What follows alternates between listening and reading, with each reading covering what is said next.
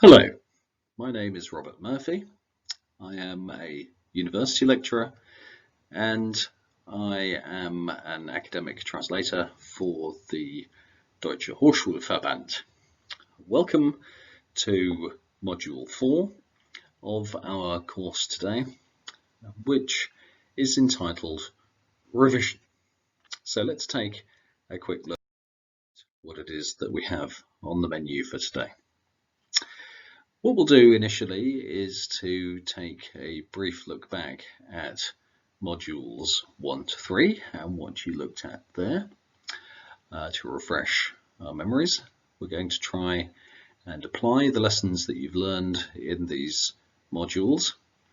And to do this, we're going to take a methodical approach to the revision process, which involves you splitting up your thoughts into three large categories, basically surrounding words, which is what you looked at in the first module, into sentences, how they're formed and how they fit together, which was what constituted module 2, and finally into text and what makes good text.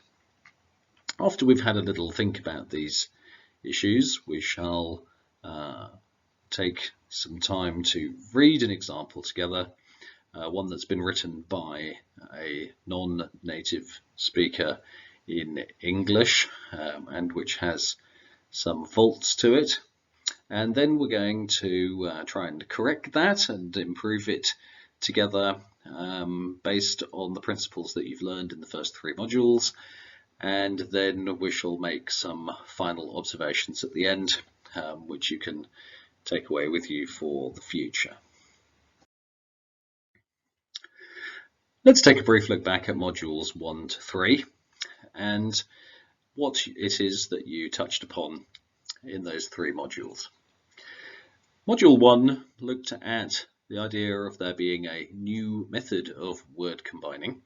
That is, that instead of relying on the old slot filler method of the past, that there was a new method of seeing words as having a kind of a magnetic personality that attract and repel other words, and we call this collocation.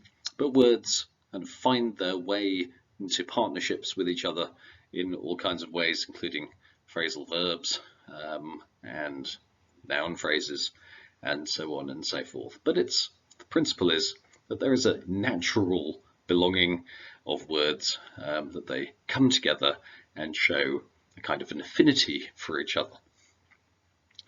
The second module was largely about theme rime and sentence combining. Now, theme rime is the way in which you can arrange information inside a sentence to make it make most sense in relation to what goes on inside the sentence and also what is going on outside the sentence in the sentences before that sentence and in the ones that come afterwards, so that you find that this area feeds in quite nicely to text and texture. Texture is another word for cohesion. So it is the way in which these sentences fit together and flow on from each other that creates texture, otherwise known as cohesion. So let's continue. We're going to try and take the material that you looked at and learned from in these 3 modules and see if we can apply them to a faulty text of our own. What does this mean exactly? Well, we're going to try and lead you away from the idea that you can feel your way to an understanding of correctness or a feeling of correctness. So, because it's quite unclear actually why you feel something is correct and why you feel something is incorrect. Actually, what you need is a rather more reliable method of deciding whether something is acceptable or not acceptable than simply let's say, a tickle in the back of your neck, or a so-called gut feeling or something like that. So it must be said that native speakers tend to rely on these gut feelings or some kind of intuitive instincts for what is correct, rather than knowing why something is or is not correct. So this makes native speakers often quite unreliable because they don't know why something is correct, although they sound fluent and authentic when they communicate. They're not necessarily the most accurate speakers of or users of English or any other language.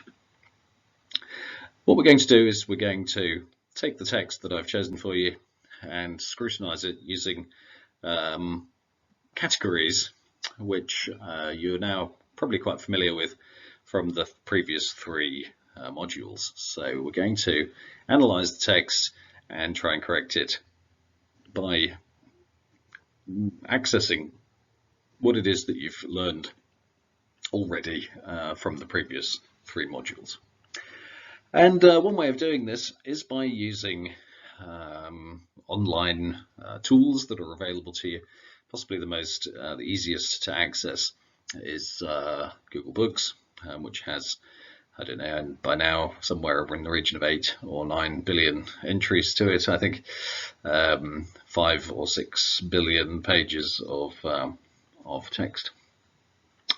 So it's quite a large corpus, and you will have learned already that we have, when we put together a large corpus of information or of words, we can use it to ask questions. And you should be familiar with how to do this by now.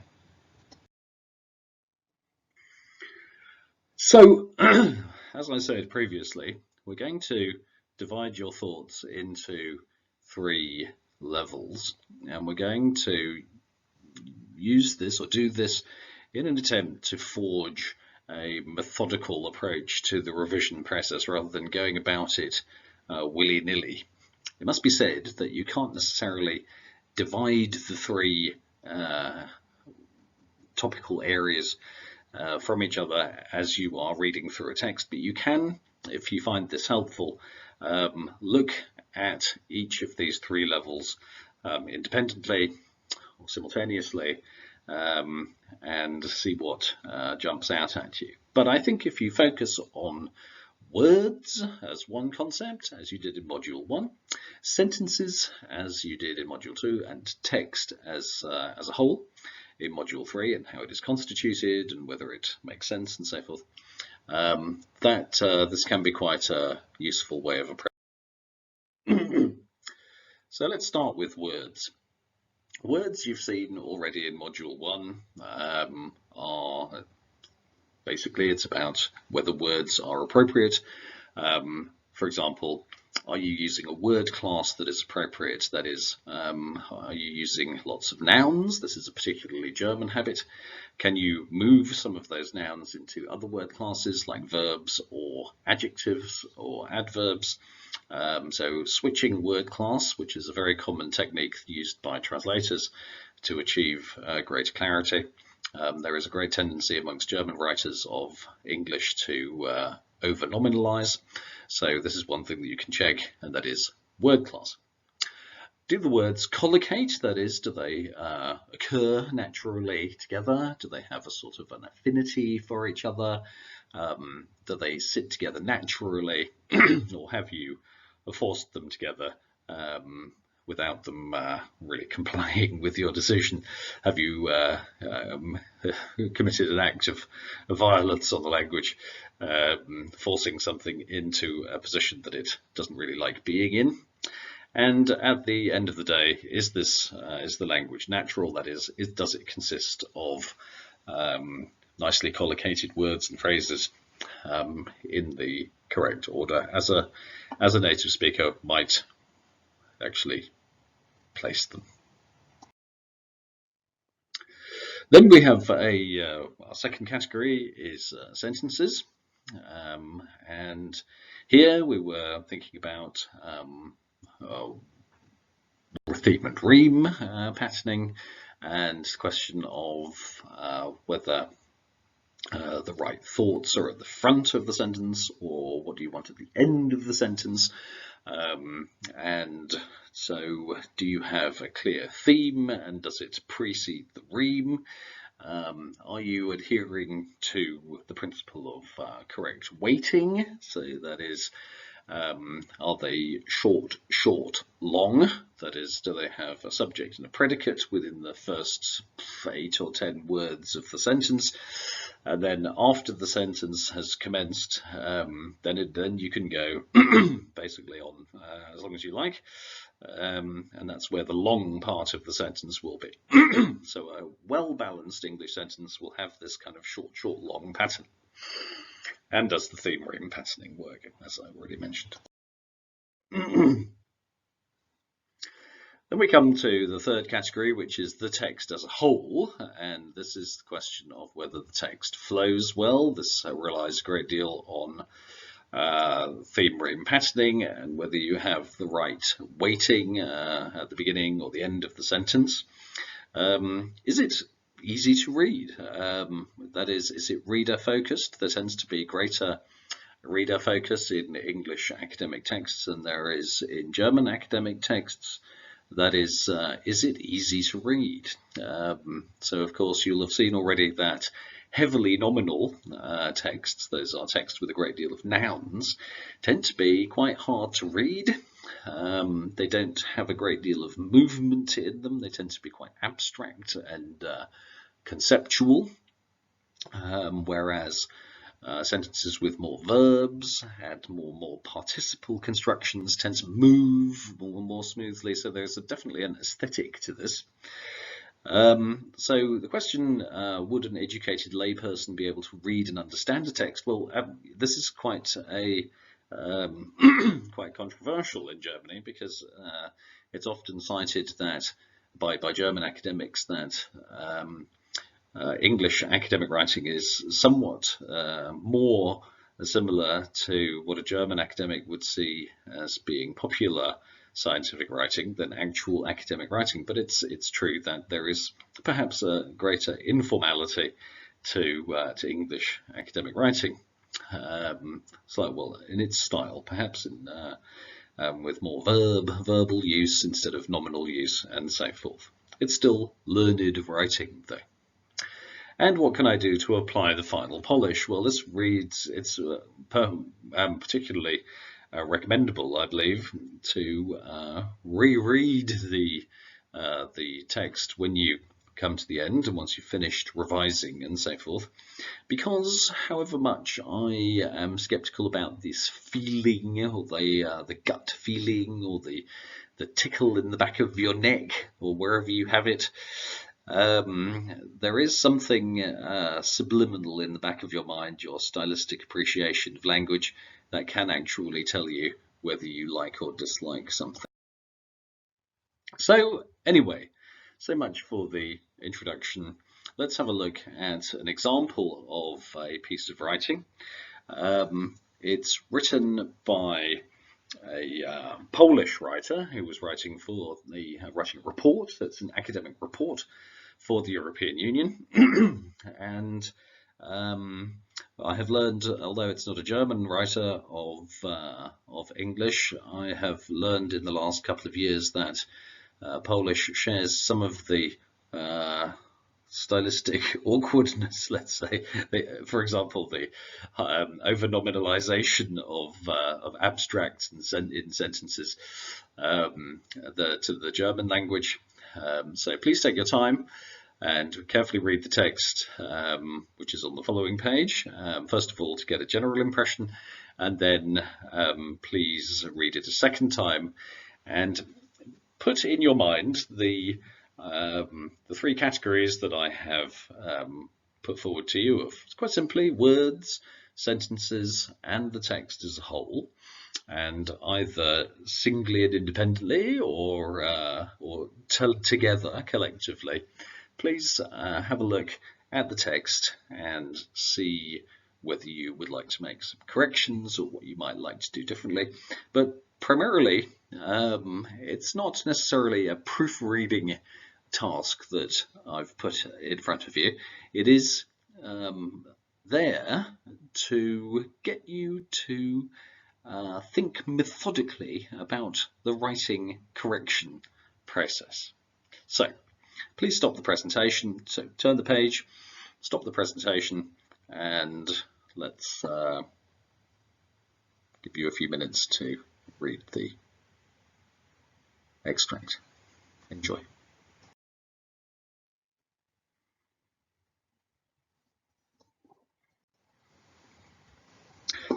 So, I hope you have had the opportunity to read the extract now and to take a few notes. And what we're now going to do is to have a look at this text, sentence by sentence, starting overleaf, and I will talk to you, and you can share your thoughts, my thoughts with yours, compare your thoughts with mine, and so the extract commences with a sentence as follows. The country report provides an overview on the issues, both legal and political, related to human trafficking for sexual exploitation in Poland. So the first thing that you notice is that we have a good, solid subject position, which is the country report, and an early predicate provides, which is, it all collocates nicely, and it's all in the right position. It's weighted nicely. You have an early subject and predicate, and you have the long bit, as it were, after the predicate. We are suspicious about the preposition on, and a quick Google search can confirm that if you put in provides an overview on into Google, you get 3 or 4 hits, obviously suggesting that it's not correct.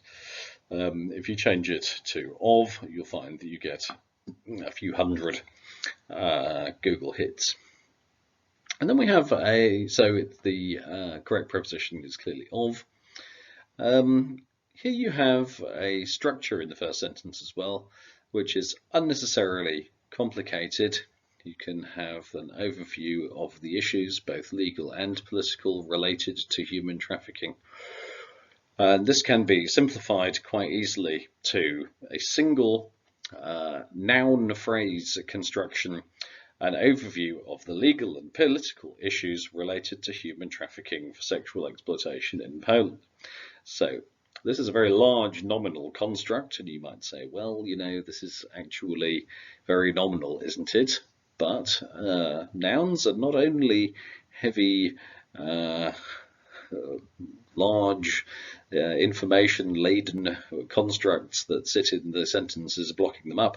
They're also an indication of learned language, and also the precision that nouns provide and noun phrases is quite common to academic language and favoured in academic style. So legal and political issues related to human trafficking for sexual exploitation in Poland sounds nice, and it's long, but it's perfectly correct.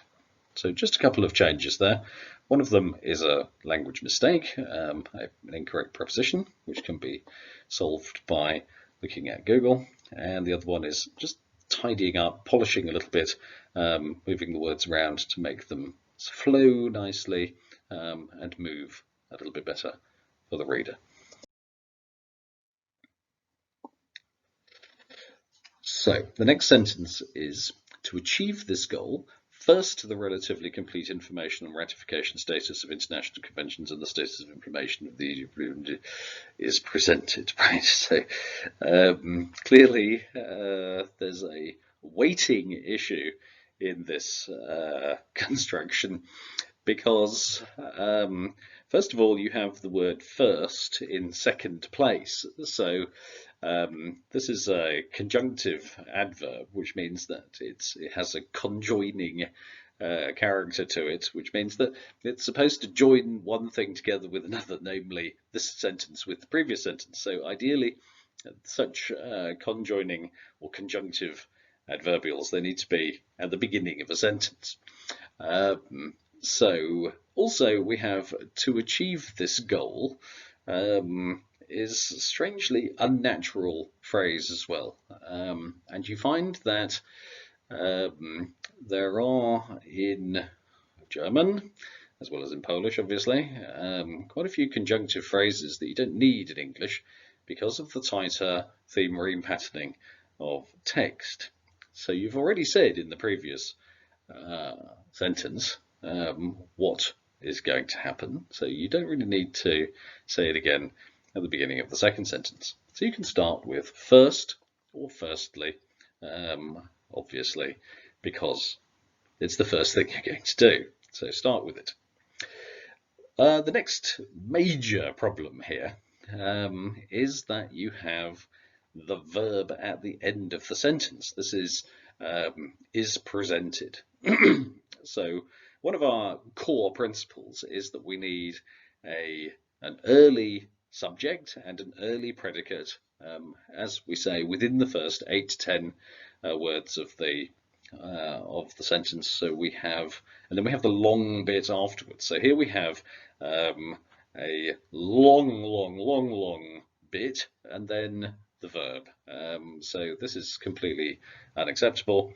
The weighting is all off balance, and you can correct this by saying, firstly, this report presents. I mean, what the problem is in the first sentence is that it doesn't have a subject. It's a passive construction. So what you need to do is to create a subject and put it at the at the beginning of the sentence. So you can do this by saying this report presents, or this article, or this document, whatever, because as you learned in the previous modules, reports, articles, documents actually have a pseudo human characteristic to them, and they can actually do things that normally only sentient beings can do. To do this in German, you would probably need a prepositional phrase of some kind. So in dieser Arbeit wird dargestellt, or something like this. Mit dieser Arbeit, or things like this. So it would have to begin with a preposition. In English, you can have the report or the document or the article actually doing the thing. So this is very convenient. You can say this report presents a relatively comprehensive overview of the ratification status of international conventions and the implementation status of the European Union framework decision. So it's very, very long and complicated after the predicate, but that's fine because the you need these big terminological noun phrases. But if it's all in the right place, it actually is perfectly acceptable. Okay, so largely, primarily in this foil, in this sentence, you have the core problem is one of word order and sentence weighting, syntactic issues. In the third sentence, we have it reads, in brief information on the country, I focused on information which is very basic to understand the dynamic political process, but also to see political context of actions against human trafficking. So this is quite messy, where you have the word information, which occurs twice in the first sentence. Basic is an incorrect word choice, and a few other construction problems as well. So you can have in brief information on can be changed relatively sensibly and logically to in a short introduction to the country. If you want to use the first person singular construction, well, there you are. There it is. Normally in academic writing you avoid this, or at best you use the third person, or the first person plural rather, as we. So I have focused on information which is fundamental to understanding the dynamics of the political process. So in this phrase, basic to understand, this is not an authentic verb phrase in English, and you can look this up in Google as well, and it will tell you that it doesn't exist. So we have to find an authentic phrase, so fundamental to understanding. You have to look in these verb phrases at whether the to understand should be an infinitive or whether it should be an ing form. So these are the possibilities that you have available to you. And the rest of it is basically a question of getting the thoughts in the right order and maintaining coordination and the correct verb forms, so fundamental to understanding and also to identifying the political context of the measures being taken, so to identifying being taken about human trafficking or against human trafficking.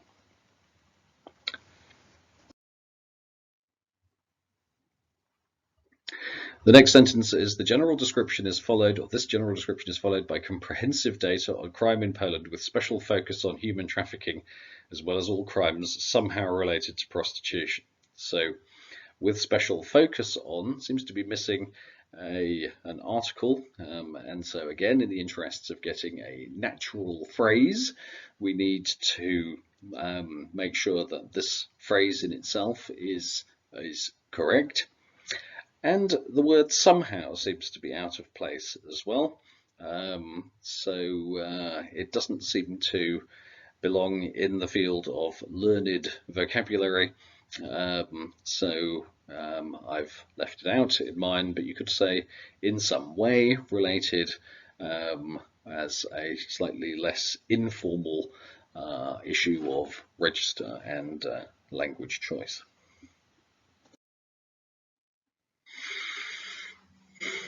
This part of the report has been concluded with comprehensive analysis of the nature and scale of the problem of human trafficking in Poland. So has been concluded with is a fairly unnatural and horrible verbal construction.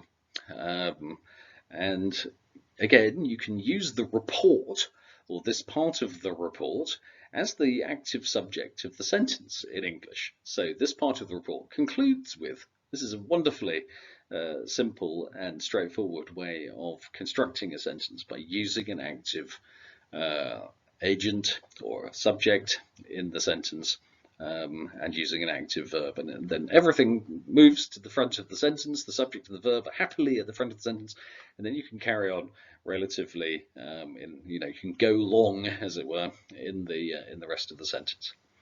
One observation here, though, is that although you can have long nominal constructions, as we saw in the previous example, previous sentence, when you do get rows of ofs or other prepositions, or even conjunctions as well, like and, it does tend to be a marker of over nominalization. So beware of this. So the of, noun,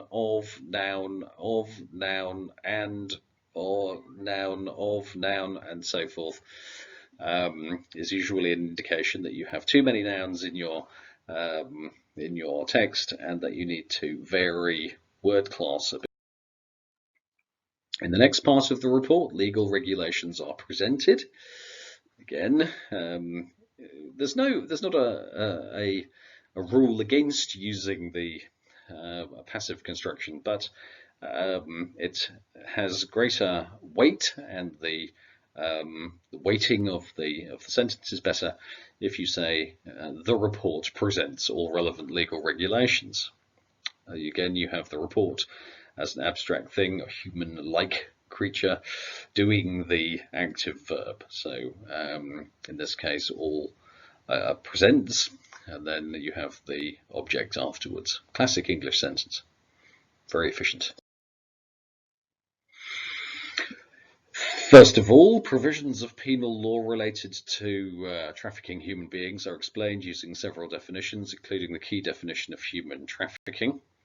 So because we've already got firstly and secondly as itemizing adverbials in the paragraph, we don't really want to repeat first and second again. So we can vary this slightly by using a different type of stylistic or different type of adverbial. So in a first step, it replaces first of all So again, we have the strong subject, it, and then explains and defines, so clear and early verbs, the provisions of penal law, and then we can go long in the latter aspect of the, or latter part of the sentence, and this is the provisions of penal law which are related to trafficking human beings, including the key definition of human trafficking.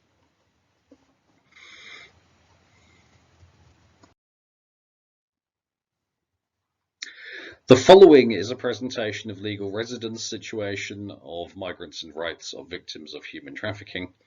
So again, because we had in a first step at the beginning of the previous sentence, we need to maintain cohesion or coordination in these sentences, and logically the beginning of the next sentence will start as in a second step. This helps to bind the sentences together. The report presents, again, we have an active subject and verb, and then the long element afterwards. And we have tried to read the sentence to some degree of the eternal of noun, of noun, of noun. We're still there, but we only have a couple rather than three. So we've improved a little bit. I also devoted some space to describe a set of solutions, both institutional and procedural, to support victims of trafficking from Poland and from third countries. Here you have an issue which we've not talked about a great deal, and that is one of tense. So I have devoted as an alternative to I devoted.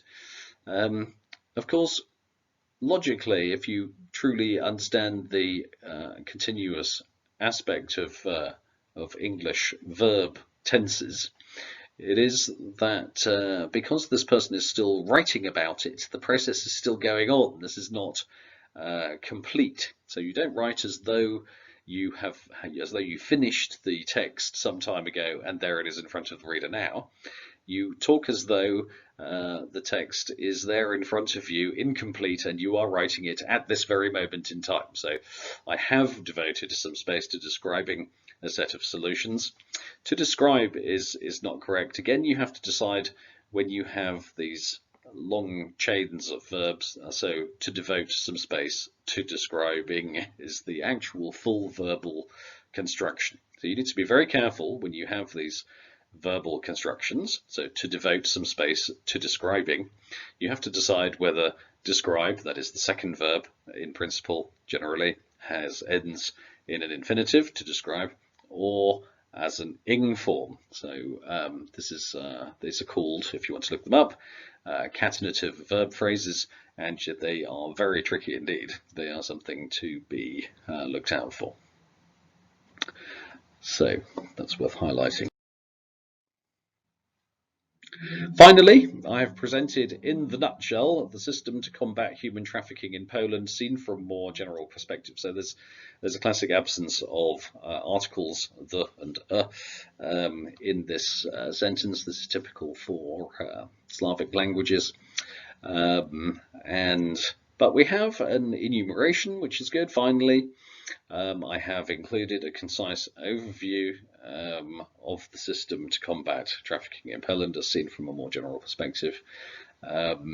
So it is inappropriate to use this rather idiomatic phrase, in the nutshell. First of all, it's not correct. It should be in a nutshell.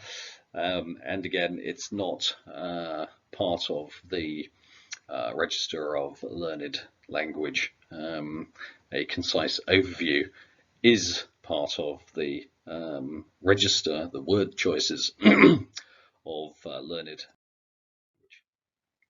So let's read it again. We've made some considerable corrections to the text, and so what should we expect to find? Well, we should expect to find that it reads much better, it's much more cohesive, and it's smoother and easier to understand, that its words collocate and sit happily together, and that its sentences follow on one to the next quite smoothly. So let's have a look.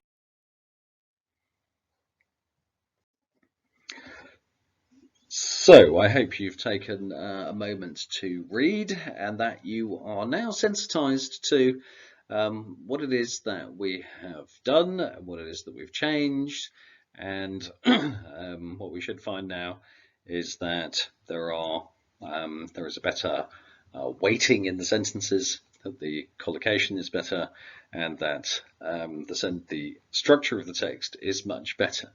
So we have quite a few of the sentences begin with firstly, secondly, so there is enumeration at the beginning. So we have these two main thoughts in the text. So the main body of the text begins with firstly, halfway through it goes to secondly, and it should work rather much better. So the theme reme patterning, back referencing, and the cohesion between the sentences should be much better. I hope you see that actually from what we've done.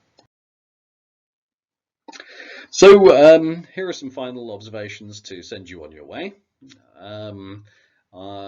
We recommend that you follow this simple method of categorizing language into words, into sentences, and into text. So this gives you the basis for a methodical approach to the revision process.